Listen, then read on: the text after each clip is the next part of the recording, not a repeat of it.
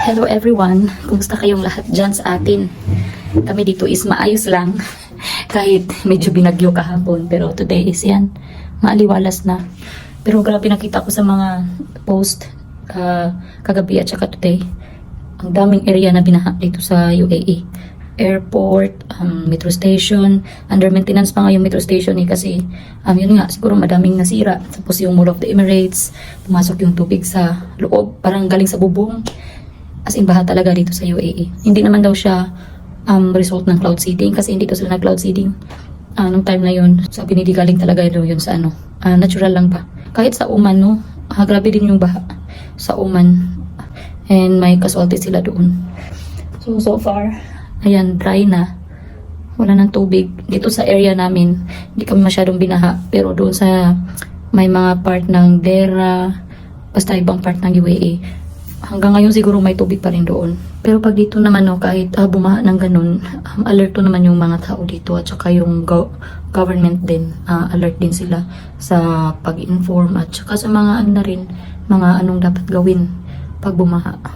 So yun guys, and hindi na yan new dito sa UAE, no, na bumaha. Kasi kahit kunting ulan lang dito, mga isang oras ganun, kahit hindi ganun kalakas, baha talaga dito kasi yung drainage system dito sa UAE is hindi ganun ka-strong ba o ano ba, kasi dito naman is desyerto, wala masyadong ulan, so siguro yun yung dahilan na parang hindi masyadong maganda yung drainage system dito. So kahapon talaga ang grabe, napakalakas ng ulan at hangin, kaya medyo natakot ako, medyo lang naman, parang nalala ko yung bagyo sa amin sa Bohol last 2021, yung bagyong Odette. 2021 ba yun? O yung super typhoon. Parang ganun yung tunog ng hangin tsaka ulan. So yun guys, okay lang naman kami ni dito ni Chata so far. And for today's gagawin natin is mag-unbox ako. May pa yung ilong ko, may Vicks. Kasi may kunting at sipon pa ako. Yun pa, mag-unbox tayo ng mga parcel from Amazon. Kasi pustupino kahapon ko yun i-unbox. Pero yun nga, since malakas yung ulan at hangin, hindi ko na siya binuksan kasi wala din akong time na i-arrange siya doon sa my spare room. Kaya check natin mga people, yung mga na-receive, and i-arrange na rin natin sa taas, I mean doon sa may cabinet ni baby girl. Ito lang tatlo guys, ito malaking plastic, ito and itong nasa box. Unahin natin ito. Yung massage oil from Sebamed. Hindi ko maamoy kasi barado yung ilong ko konti.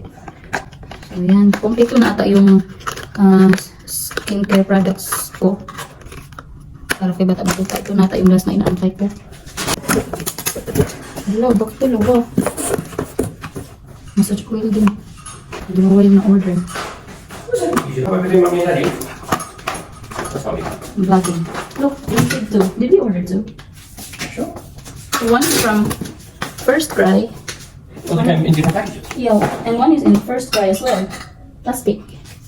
So one is in the box. And one is in this one.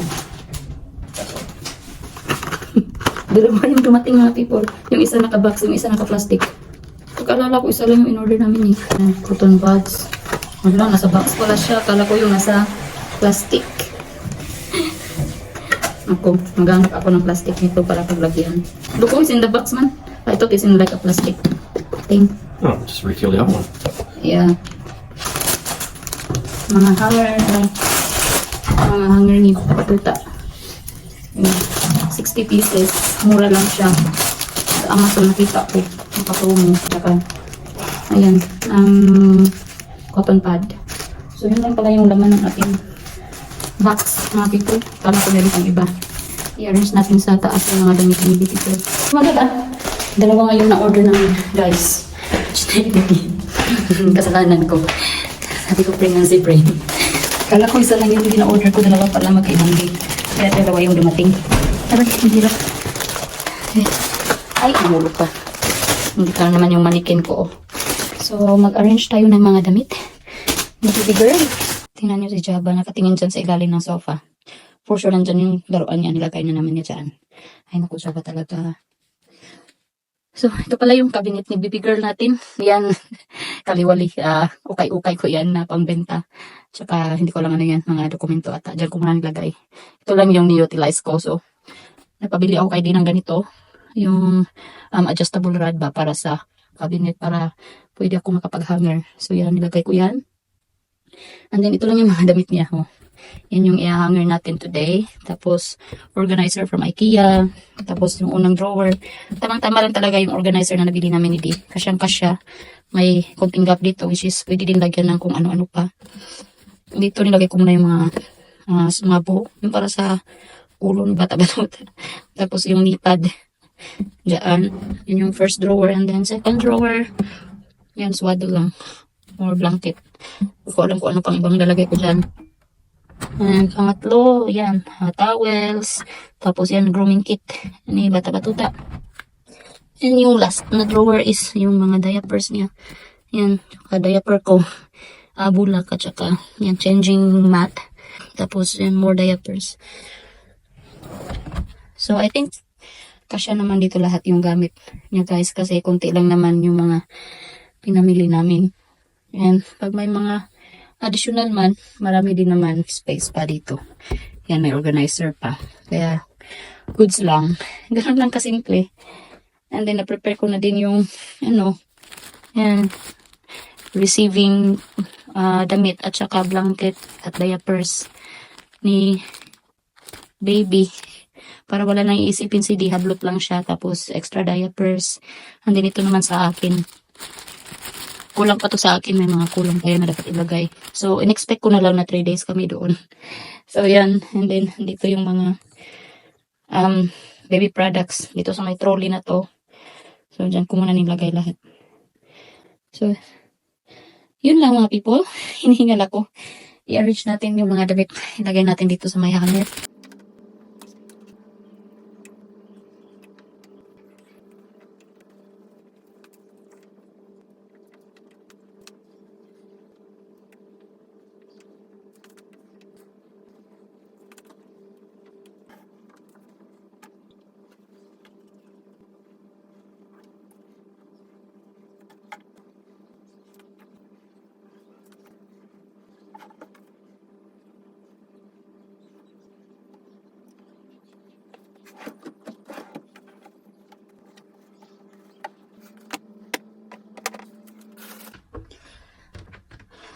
So, yan guys. Tapos na tayo. Ngayon ko lang na-realize na kunti lang pala talaga yung nabili naming damit.